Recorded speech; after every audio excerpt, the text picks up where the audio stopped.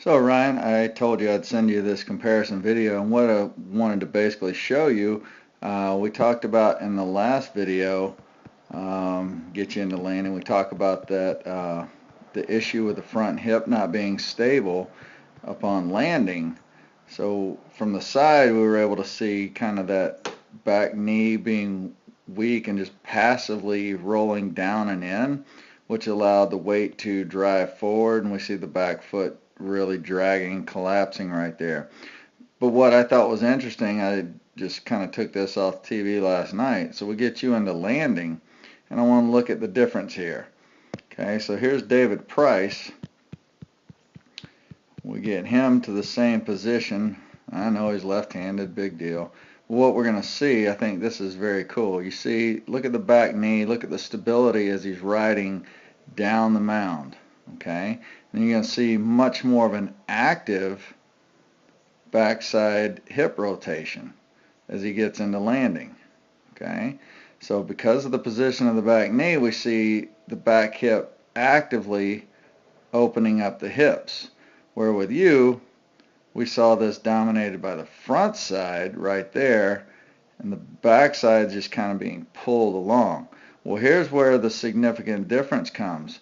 I want you to watch right here how you see, and you'll see between his legs, you see how the hips come completely open. Okay, so that's showing you the stability on the front side. The hips are actually able to get all the way around.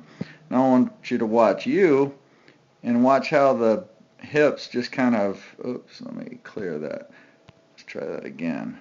Watch how the hips just kind of drag and never, even you see the backside collapsing there. You never really see the hips get all the way around until right about there. Now the hips are all the way through. Remember, the faster the hips rotate, the faster the trunk can rotate. The faster the trunk rotates, the faster the shoulder. We also see, if you look at your head here, remember we talked about that head really diving down. Because the hips aren't able to get all the way through, you have to then compensate somewhere to try to get the arm through. And where you're compensating is, watch as your head dives down to try to get the arm into release point. Whereas we see with David Price, because we're stronger in the backside, we're more actively using the backside to open the hips. The front side's way more stable, and we see what looks like a smoother delivery into home plate. I just thought this was fascinating in the fact you can see the hips all the way open there, as opposed to what we see with you, that backside just completely collapsed. There's nothing there. And again, if the kinetic chain moving all the way up the body breaks somewhere, we have to compensate somewhere up the chain. You're compensating with more of a chest tilt or a head tilt downward to try to deliver the arm, as opposed to the hips continuing their rotation and the easy deceleration. Other thing you mentioned, look at how the shoulders clear all the way through. With you, because we went down instead of around, okay, look at the difference. That rotation never occurs until we get way out here, maybe, but your arms already kind of bounced back up because it didn't have the freedom to rotate. The shoulders didn't rotate it all the way down and around like you see up here with David Price.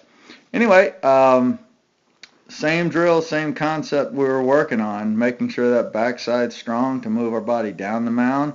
Front hips got to catch us. The hips create the path for shoulder rotation, so the hips rotate before the shoulder, not afterwards like we're getting here. So hopefully that makes sense, and I'll talk with you soon.